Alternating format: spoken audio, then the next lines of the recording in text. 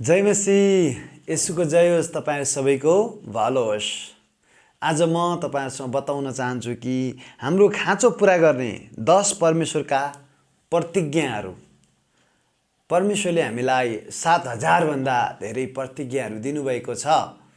ती मध्ये हामी 10 वटा प्रतिज्ञा हेरौँ जुन चाहिँ हाम्रो खाँचो सम्बन्धी छ। हामी पहिला मत्ती 6 को 33 हेरेर यो पढेर हामी चाहिँ अगाडि बढ्ने छौं। मत्ती 6 को 33 तपाईलाई कण्ठ पनि हुन सक्छ, कण्ठ गरेको पनि हुन सक्छ, सायद सबैलाई थाहा भएकै पद हो। यहाँ लेखिएको छ, तर पहिले उहाँको राज्य र उहाँको धार्मिकताको खोजी गर र यी सबै थोक तिमीहरूका निम्ति थपिनेछन्। अनि यो चाहिँ येशू प्रभुले आफ्नै मुखार बिन्दुबाट आफै भन्नुभएको हो कि पहिले माथिको सोच सोच, परमेश्वरको तरिका, परमेश्वरको विचार, परमेश्वरको इच्छा, परमेश्वरको गर्ने तरिका, चल्ने तरिका, परमेश्वरको तरिकामा अगाडि बढ्नु पर्यो। उहाँको उपस्थिति खोज, उहाँको राज्य र धार्मिकताको खोजी गर र यी सबै थोक जुन हामीलाई दैनिक चाहिन्छन् तिमीहरूका निम्ति थपिनेछन्। धेरैले भन्लान् मलाई त धार्मिकताको खोजी गरेर गर्ने समय छैन। अनि म तपाईलाई भन्न चाहन्छु, यति बेला कोरोना भाइरसले गर्दा संसार पीडामा छ, कष्टमा छ, लकडाउनहरू छ। यस्तो बेलामा सही समय के हुन सक्छ भने हामी परमेश्वरको उपस्थितिमा धेरै समय बिताउन सक्छौं। परमेश्वर सनातनदेखि सनातनसम्म विश्वासयोग्य हुनुहुन्छ। गन्तीको पुस्तक 23 को 19 ले भन्छ, परमेश्वर ढाँट्नुहुन्न, उहाँ मानिस हुनुहुन्न कि उहाँले बोलेपछि पुरा गर्नुहुन्न र। हामीले यो 89 भजन सङ्ग्रह 89 को 34 मा हेर्यौं भने म मेरो प्रतिज्ञा भङ्ग गर्ने छैन, म करार भङ्ग गर्ने छैन, मेरो वचन रद्द हुने छैन, मेरो वचन असफल हुने छैन भनेर उहाँले भन्नुभएको छ। त्यसले गर्दाखेरि यो समय सही समय हो। लकडाउनको बेला, काम नभएको बेला, अब जागिर नभएको बेला, समस्या परिरहेको बेला, कष्ट भइरहेको बेलामा अनि उहाँको नजिक गएर पिता, उहाँको नजिक गएर उहाँको प्रकाशहरू, उहाँको बुद्धि, उहाँको उपस्थितिमा रमाउनु झन् आदरणीय र असल हुन्छ। यस्तो बेलामा तपाईलाई विभिन्न परीक्षा पनि आउन सक्छन्। अरू मोबाइलले डिस्ट्र्याक्सन हैन ल्याउन सक्छ, तर तपाईले सबै कुरालाई दूर गरेर उहाँको राज्य, उहाँको धार्मिकता, उहाँको वचन, उहाँको प्रकाश, उहाँको शान्ति, उहाँको बुद्धि, उहाँको मुहारको खोजी गर्ने सही समय यो समय हो प्रियहरू। त्यसैले उहाँले 10 वटा प्रतिज्ञाहरू अब हामी हेर्नेछौँ कि उहाँले भन्नुभएको कुरा उहाँले गर्नुहुन्छ है। हामी पहिलो हेरौँ फिलिपी 4 अध्यायको 19। फिलिपी 4 को 19 मा यसरी लेखेको छ, सायद कण्ठ पनि होला। अनि परमेश्वरले आफै भनेको कारणले, आफ्नै मुखले भनेको कारणले हामी विश्वास गर्छौं। अनि परमेश्वर ढाँट्नुहुन्न, परमेश्वर असत्य बोल्नुहुन्न। अनि यो वचन अनुसार हाम्रो जीवनमा हुनेछ उहाँले प्रतिज्ञा गर्नुभएको छ। कसलाई? फिलिपीका विश्वासीलाई, आज हामी पनि परमेश्वरको राज्यको खोजी गर्ने मानिसलाई, धार्मिकताको खोजी गर्ने मानिसलाई। अनि पावलले यसरी भन्छन्, मेरा परमेश्वरले आफ्नो महिमामा उहाँको सम्पत्ति अनुसार तिमीहरूको हरेक खाँचो ख्रीष्ट येशूमा पूरा गरिदिनु हुनेछ। उहाँको महिमित सम्पत्तिबाट हाम्रो खाँचो पूरा हुन्छ। हालेलुया। परमेश्वरसँग महिमाको सम्पत्ति छ अनि त्यो महिमाको सम्पत्तिबाट हाम्रो हरेक खाँचो ख्रीष्ट येशूमा पूरा हुन्छ। त्यसैले हाम्रो चाहिँ संसारको अवस्था अनुसार होइन, स्वर्गको अवस्था। स्वर्गमा कहिले अनिकाल हुँदैन, स्वर्गमा कहिले अभाव हुँदैन, स्वर्गमा कहिले घटी हुँदैन, स्वर्गमा कहिले पीडा हुँदैन, स्वर्गमा कहिले पनि त्यो अभाव हुँदैन। त्यसले गर्दाखेरि हाम्रो खाँचो परमेश्वरले स्वर्गीय सम्पत्तिबाट पूरा गर्नुहुनेछ। वाओ, यो चाहिँ हामीले दाबी गर्न सक्छौँ। My God shall supply all my needs according to his riches in glory by Christ Jesus. Wow, my God shall supply all your needs according to his riches in glory by Christ Jesus. मेरा परमेश्वरले तिमीहरूको हरेक खाँचो उहाँको महिमित सम्पत्तिबाट ख्रिस्ट येशूद्वारा है पुरा गरिदिनु हुनेछ। वाह, यसकारणले यो पद हामीले दाबी गर्न सक्छौँ। अर्को एउटा पद दाबी गरौँ। अनि 2 कोरिन्थी 8:9, यो 2 कोरिन्थी 8:9 धेरै मिठो छ, धेरै मलाई मनपर्छ यो पद साह्रै है। मैले यसलाई कन्ठै पनि गरेको छु, बेला बेलामा घोषणा पनि गर्छु म है। यहाँ यसो लेखेको छ, परमेश्वरले तिमीहरूलाई हरेक आशिष प्रशस्त मात्रामा दिन सक्नुहुन्छ। हरेक आशिष प्रशस्त मात्रामा दिन सक्नुहुन्छ, ताकि तिमीहरूसित सधैँ नै हरेक कुरा प्रशस्त होस्। अवस्था जेसुकै होस्, सधैँ नै हरेक कुरा प्रशस्त होस्, होइन।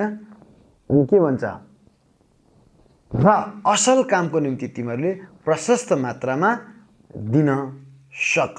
भन्छ God is able to make all grace abound towards us, that we always having all sufficiency in all things may abound in every good works। त्यो भने के हो, परमेश्वरले तिमीलाई हरेक आशिष प्रशस्त मात्रामा दिन सक्नुहुन्छ। उहाँ हरेक अनुग्रहबाट सब आशिष सप्लाई गर्न सक्नुहुन्छ, ताकि तिम्रो सबै कुरा प्रशस्त होस्, सधैँ नै होस्, र सबै असल काममा तिमी फलवन्त हुन सक, दानी हुन सक, असल कामको लागि मुट्ठी खोल्न सक, असल कामको लागि अग्रसर हुन सक।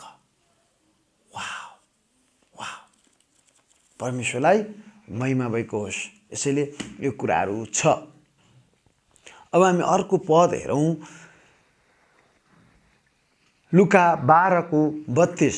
यहाँ लुका 12:32 के भन्छ भने, सानो बगाल नडराऊ, किनकि तिमीहरूका पिता तिमीलाई राज्य दिन प्रसन्न हुनुहुन्छ। सानो बगाल नडराऊ, किनभने तिमीहरूलाई राज्य दिन तिमीहरूका पिता प्रसन्न हुनुहुन्छ। उहाँ सामान्य कुरा होइन, उहाँ राज्य दिन पनि तयार हुनुहुन्छ, खुसी हुनुहुन्छ, प्रसन्न हुनुहुन्छ है। उहाँले भन्नुभएको छ नि, तिमीहरू दुष्ट भइकन आफ्ना छोराछोरीलाई असल थोक दिन जान्दछौ भने उहाँसँग माग्नेलाई झन् कति बढी गरेर उहाँले असल थोकहरू दिनुहुनेछ। हालेलुया। त्यसैले गर्दा परमेश्वरले तपाईहरु सबैलाई आशीर्वाद दिउन्। हामीले व्यवस्था 8:18 मा हेर्यौं भने पनि त्यहाँ हामी पाउँछौं। यहाँ व्यवस्था 8:18 पनि म तपाईहरु सबैको निम्ति पढिदिन चाहन्छु। हालेलुया। रिकालाबा शान्ता। यहाँ यसो लेखेको छ, परमप्रभु परमेश्वरलाई सम्झ, तिमीहरूका परमेश्वरलाई सम्झ, किनकि उहाँले नै तिमीहरूलाई धन सम्पत्ति प्राप्त गर्ने शक्ति दिनुहुन्छ। यसरी नै उहाँले तिमीहरूका पिता पुर्खासित बाँध्नु भएको करार स्थापित गर्नुहुनेछ, जो आजसम्म छँदैछ। धन सम्पत्ति प्राप्त गर्ने शक्ति, बुद्धि, खुबी, क्षमता हाम्रो परमेश्वरले दिन सक्नुहुन्छ, ताकि हरेक कुरा प्रशस्त होस्। हेर्नुस् त, शक्ति दिनुहुन्छ। के गर्ने, के को शक्ति? धन कमाउने शक्ति। कसले दिनुहुन्छ? उहाँले दिनुहुन्छ। धन त प्रभुबाट आउँछ। हितोपदेश 22:4 पनि भन्छ, धन र मान परमप्रभुबाट आउँछ। वाह! नम्रता र परमप्रभुको भयले धन सम्पत्ति ल्याउँछ भन्छ हितोपदेश 22:4 मा। अनि पहिलो इतिहास 29:12 मा हेर्यौं भने धन मान परमप्रभुबाटै आउँछ भन्ने लेखेको छ।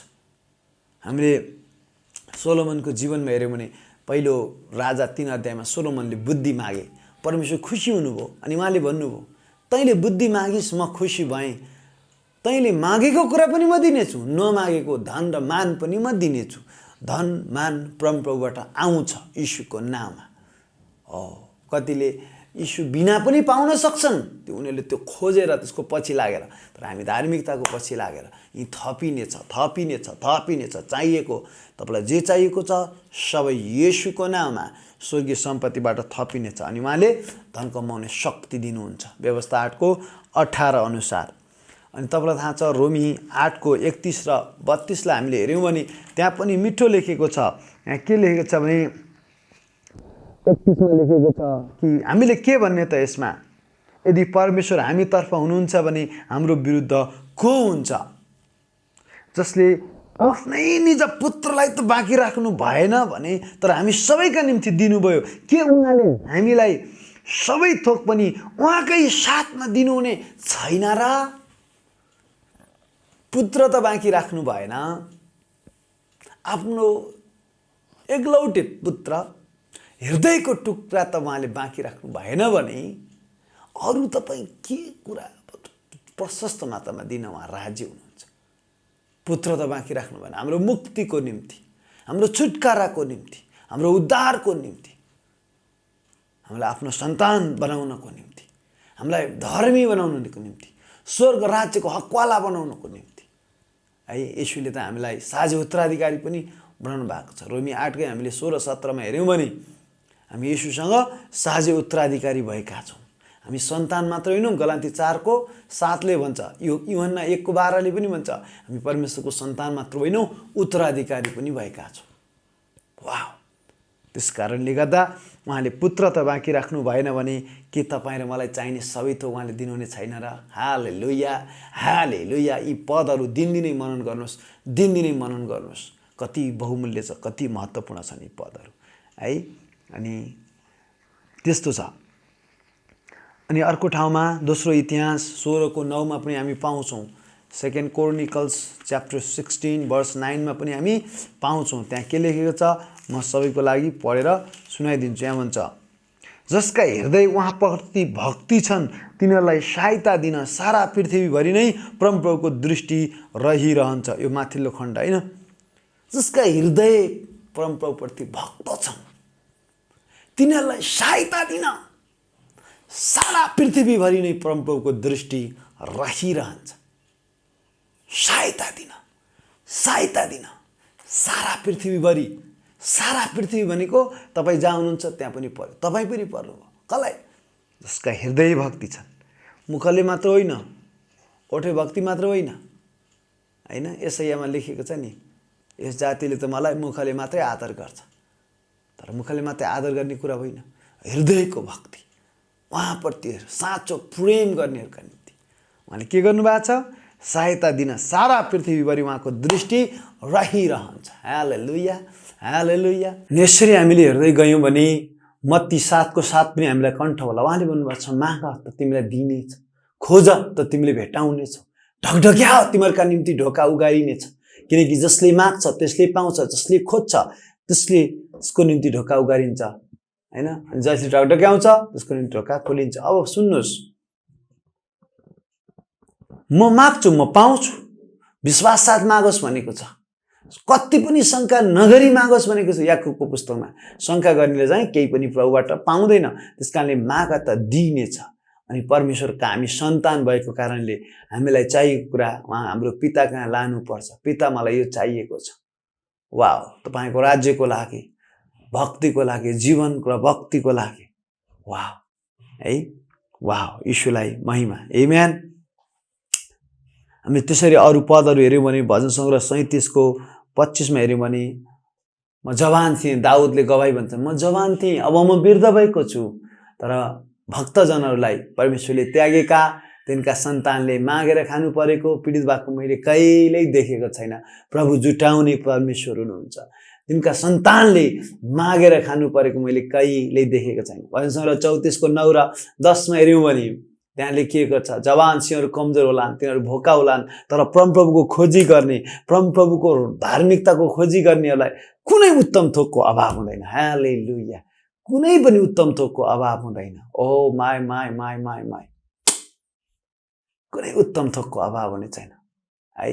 भजन सङ्ग्रह 46:1 भन्छ, परमप्रभु हाम्रो शरण स्थान र किल्ला हुनुहुन्छ अनि हाम्रो सङ्कष्टमा सधैँ हाजिर रहने सहायता हुनुहुन्छ। सधैँ हाजिर रहने सहायता, सङ्कष्टमा, कष्टको बेला, दुःखको बेला सधैँ हाजिर रहनुहुन्छ है। अनि परमप्रभुले अब्राहमलाई जसरी थुमा जुटाउनु भयो अनि अरू व्यक्तिलाई विभिन्न कुरा जुटाउनु भएको पाउँछु भने हामीलाई पनि उहाँ जुटाउनुहुन्छ। हिब्रू 13:8 भन्छ, उहाँ हिजो आज अनि सदा सर्वदा एक समान हुनुहुन्छ। मलाकी 3:6 भन्छ, म परमप्रभु हुँ, परिवर्तन हुँदिन। अनि जुटाउने परमेश्वर यहोवा इरे परिवर्तन हुनुभएको छैन, उहाँ सेम हुनुहुन्छ। हालेलुया। अनि हामीले हेऱ्यौँ भने 2 कोरिन्थी 9:8 उहाँको अनुग्रह हामीलाई थाहा छ, तिमीहरूलाई थाहा छ उहाँ धनी हुनुहुन्थ्यो र पनि तिमीहरूको खातिर उहाँ गरिब बन्नुभयो ताकि उहाँको गरिबीले तिमीहरू धनी हुन सक। येशूको नाममा हालेलुया। उहाँको गरिबीले हामी धनी भएका छौँ। कसरी? बाइबलमा लेखिएको छ। हालेलुया, आमेन। अनि त्यसपछि हामीले अरू हेऱ्यौँ भने याकुब 4:16 7मा हेऱ्यौँ भने आफैलाई परमेश्वरको अधीनमा राख, दियाबलसको विरोध गर, त्यो तिमीहरूबाट भाग्ने छ। हाम्रो आर्थिक रोक्ने दुष्ट आत्मा हामी यीशुको नाममा निस्की। तेरो हात निकाल मेरो फाइनेन्सबाट, तेरो हात निकाल मेरो फाइनेन्सबाट, मेरो आर्थिकबाट दुष्ट तेरो हात निकाल भनेर हामीले दाबी गर्नुपर्छ। यी पदहरू तपाईँले दाबी गर्नुहोस्, लेखिराख्नुहोस्, आफ्नो चाहिँ जहाँ बढी देख्नुहुन्छ त्यहाँ टाँसिराख्नुहोस्। तपाईँले दाबी गर्नुहोस् दिनदिनको जीवनमा, अनि परमेश्वरले तपाईँलाई धेरै अनुग्रह आशिष दिनुभएको होस् प्रियहरू। त्यसैले हामीले हेऱ्यौँ भने लुका 6:38 भन्छौँ, देउ त तिमीलाई दिनेछ। यदि तपाईँ दानी व्यक्ति हो भने मैले दिएको छु, अब मलाई पनि दिनेछ। मलाई खाँदी खाँदी बेसरी हल्लाएर पोखिने गरी मेरो पोल्टमा मानिसहरूले हालिदिनेछन्, किनभने म दिन्छु, जुन नापले म दिन्छु त्यही नापमा मैले पनि पाउँछु, तर बेसरी खाँदिएर पोखिने गरी। मलाकी 3:10-12 हामी पाउँछौँ कि उहाँले स्वर्गका झ्यालडोका खोल्छु भन्नुभएको छ। कसरी? तिमीहरूले सम्पूर्ण दशंश ढुकुटीमा ल्याओ, मेरो घरमा भोजन रहोस्, यसमा मलाई जाँचेर हेर कि म स्वर्गका झ्यालडोका खोल्छु कि खोल्दैन, खोल्छु भन्नुभएको छ। अनि तिमीहरूका रोगहरू स्वाहा पार्ने, होइन, तिमीहरूको त्यहाँनिर बाली स्वाहा पार्ने कीटाणुहरू रोगहरू म हटाइदिनेछु भनेर भन्नुभएको छ। त्यस कारणले गर्दा हामीसँग उहाँको दशंशको करार छ। हामी उहाँसँग हामी दानी भएका छौँ। त्यस कारण हामी उहाँको राज्यको लागि मुट्ठी खोल्छौँ, हामी उहाँलाई एक नम्बर स्थान दिन्छौँ, हामी उहाँलाई प्रेम गर्छौँ, अनि उहाँले पनि हामीलाई सबै खाँचो जुटाउनुहुन्छ, हामीलाई शर्ममा पार्नुहुन्न, हामीलाई शिर ठाडो बनाउनुहुन्छ। भजन सङ्ग्रह 23:1-5 भन्छ, परमप्रभु मेरो गोठालो हुनुहुन्छ, मलाई केही कुराको अभाव हुँदैन। 5 पदले भन्छ, उहाँले मेरा शत्रुहरूको सामने भौज तयार पार्नुहुन्छ, मेरो शिर तेलले अभिषेक गर्नुहुन्छ, मेरो कचौरा भरिएर पोखिन्छ। 6ले भन्छ, निश्चय नै तपाईँको भलाइ र करुणा मेरो जीवनभरि म पछि लाग्नेछ। भलाइ र करुणा जीवनभरि म पछि लाग्नेछ र म परमप्रभु घरमा सदा सर्वदा बास गर्नेछु। वाह वाह, ओ यीशुलाई महिमा। त्यसैले परमेश्वरका यी प्रतिज्ञाहरू तपाईँले दाबी गर्नुहोस् है। परमेश्वर 3 जन 2 अनुसार, तेस्रो यूहन्नाको पुस्तक 2 अनुसार, प्रिय मित्र, म सबै कुरामा तिम्रो भलो होस्, तिम्रो स्वास्थ्य ठिक रहोस्, र तिम्रो आत्मिक जीवन पनि ठिक छ भने तिमी आत्मिक रूपमा ठिक बना, शरीरमा ठिक बना, प्राणमा ठिक बना, परमेश्वरसँग सम्बन्ध ठिक, सुस्वास्थ्य होस्, र अन्तमा तिम्रो सबै कुरामा उन्नति होस्, भलो, spiritually, physically, financially, socially, morally, every area, thinking, हरेक सोचाइ, विचार, हेराइ, हिँडाइ, खाइ, सबै कुरामा परमेश्वरलाई मन पर्ने होस्। हालेलुया, हालेलुया। त्यसरी अगाडि बढ्नुहोस्, परमेश्वरले तपाईँलाई धेरै आशीष दिनुहुनेछ। तपाईँलाई केही कुराको अभाव हुने छैन। प्रभुले तपाईँलाई डोर्याउनुहुनेछ, सिकाउनुहुनेछ, जुटाउनुहुनेछ, निको पार्नुहुनेछ, आशीष दिनुहुनेछ। प्रभु तपाईँको साथमा हुनुहुन्छ, उहाँले छोड्नुहुन्न। उहाँको इच्छा बिना एउटा शिरको केस पनि खस्दैन, एउटा भँगेरा पनि खस्दैन। त्यस कारणले आफैलाई उहाँको इच्छामा सुम्पिनुहोस्, उहाँलाई प्रेम गर्नुहोस्, धार्मिकताको खोजी गर्नुहोस्, सबै थोक अचम्म प्रकारले, आशिषमय प्रकारले अगाडि बढ्नेछ। जय मसीह, धन्यवाद, जय मसीह।